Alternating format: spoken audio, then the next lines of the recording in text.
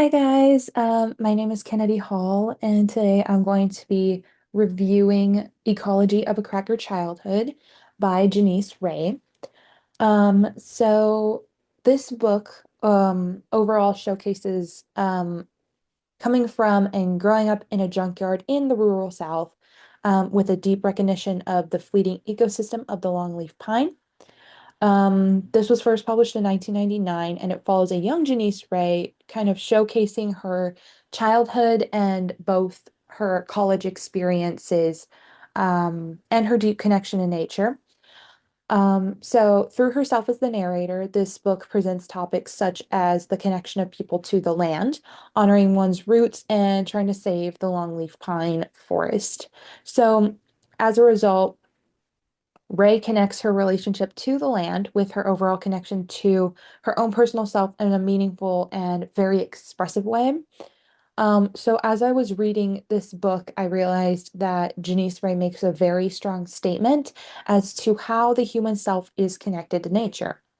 So in the chapter Child of Pine, Ray talks about how she was found under the bushes with her parents finding her under the pine brushes in the woods, and how she established an origin story and put herself into a main character position, stating in her own way that this story is about her life and her own connection to nature, and the others are simply players or supporting characters in the story.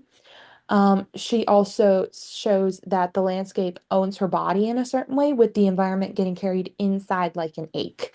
So one thing that really stood out to me is that Ray keeps going on and on about the importance of the longleaf pine and how she sees the longleaf pine and how she sees nature. But one particular person in Ray's life that specifically drew me in is Janice's fifth grade science teacher, Lucia Godfrey. So Lucia is the one main person that influences Ray's connection to nature. And Lucia speaks to Ray about how they walked through the pine forest together and how it sparked her interest in the local ecosystem. And I really enjoyed how Ray specifically states that she would sit in the front row and absorb as much information as she could from Lucia. And one thing I always try to do is absorb information. And one thing that I realized is that part of Ray's life mirrors reality. With school and her own journey through the Longleaf Pine, it really helps the reader get sucked in, trying to figure out what is going to be detailed next. While Ray did grow up poor, she depicts her life as being very full of life and very full of wonder. And I enjoyed how the book is both a memoir, an ecology lesson, and environmental history all wrapped up into one neat little bow. The perfect amount of cheese is what I would call this book. I also love how at the beginning she told the story of her parents, which is her grandparents, and how about half of the book is about her childhood and the other half of the book is about the ecosystem and her learning about the longleaf pine and her going into college and bringing that into her life. Um, and her parents were Christian. Um, and her parents were the type of Christians to say that girls shouldn't wear pants or cut their hair. And they also said that boys shouldn't cook or clean. But I always had a strong belief growing up that girls and boys should do whatever they wanted to do. And that still translates through my own beliefs as a Christian. And I loved how in the actual title of the book, it has both ecology and childhood in it, which mirrors both halves of the book. Um, Ray grew up with siblings, as the book suggests, and they would always make up fun things to do and occupy themselves.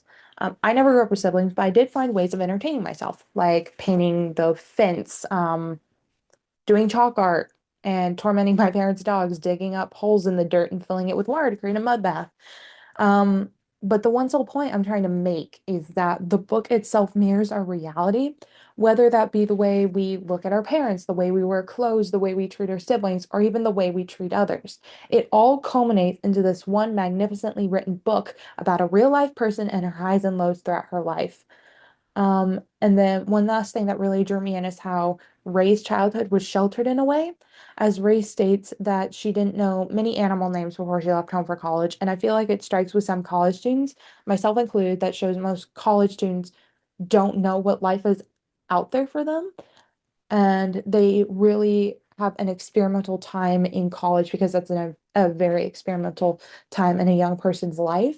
And a lot of people find their calling, a lot of people don't find their calling. It really depends on the person and their own situation. But in conclusion, her book not only provides an in-depth look as to how Ray's life was growing up in the Deep South, but also how her upbringing has caused much of what she aspires to be today.